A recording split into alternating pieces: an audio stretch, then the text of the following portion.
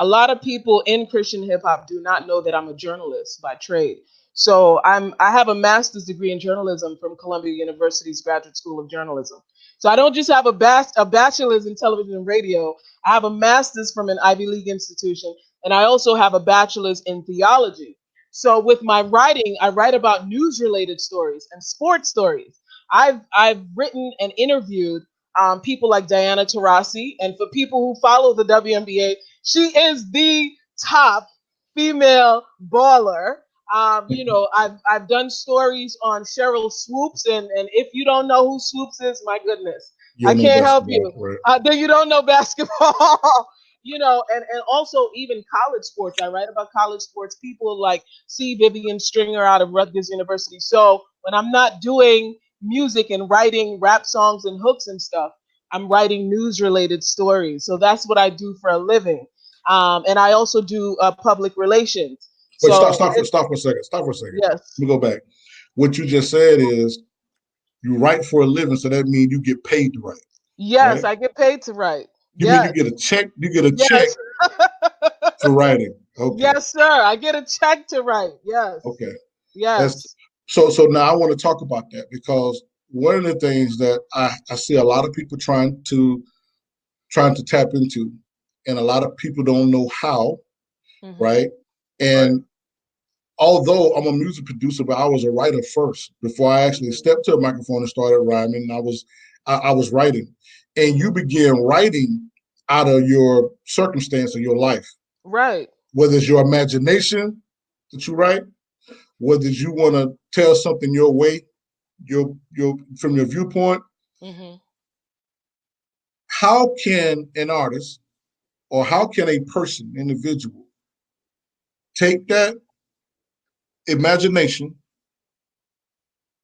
bring it from their mind to the paper, right, to fruition, Hmm. and to cash out with it? Break Well, it down. I think first of all, a person who's talented and want to venture into that, there's a lot of free online courses that you can take. I think number one, you need to get the proper training on how to write, grammar and things like that. Because oftentimes, as a music person, you want to say yo yo, you want to say that. In certain language where music is concerned, that's different from media writing. Media writing is more grammatically sound, things like that. You've got to have a top-notch diction. So I would advise to do a Google search on free online communications courses or writing courses. Just do the basics, so that your grammar can be, tweaked a little bit so you're on point. So then after you've done maybe a free course or a 6 week course, there's a lot of schools are giving, free courses now.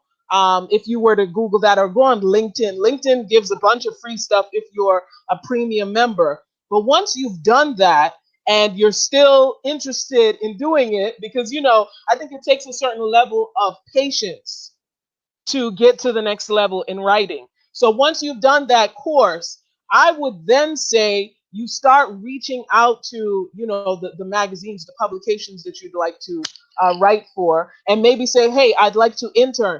I've done a number of internships during my undergrad days.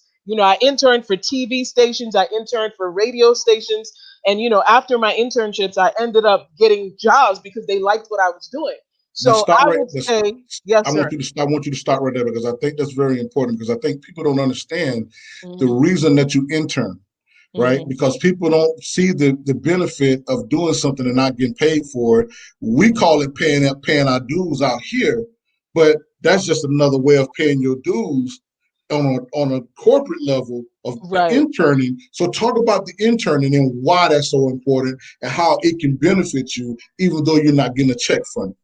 right. And here's the thing: a lot of companies are now paying interns.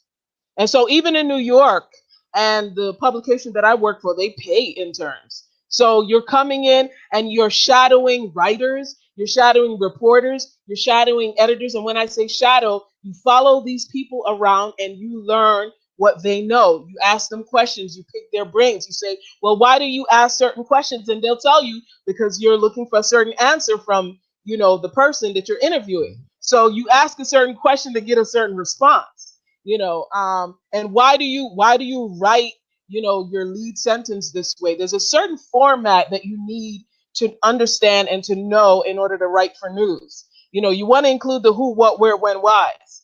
And so that's always important. They call it the nut graph, the first big paragraph, and you include all the most important information.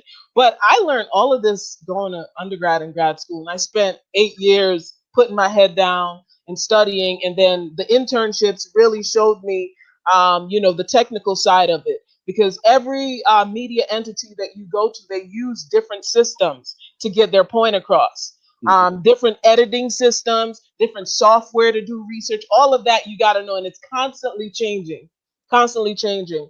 But yeah, it's very valuable. You get to follow these people around for say 2 months or so, and you get to ask them all these questions. And like the paper I work for, they'll allow you to actually go out and report. So they'll send you out to a Mets game, and you get to go in the locker room and talk to the athletes, or depending on the department, you might get sent to Fashion Week. And so you're interviewing all the fashion people, all the models and whatnot.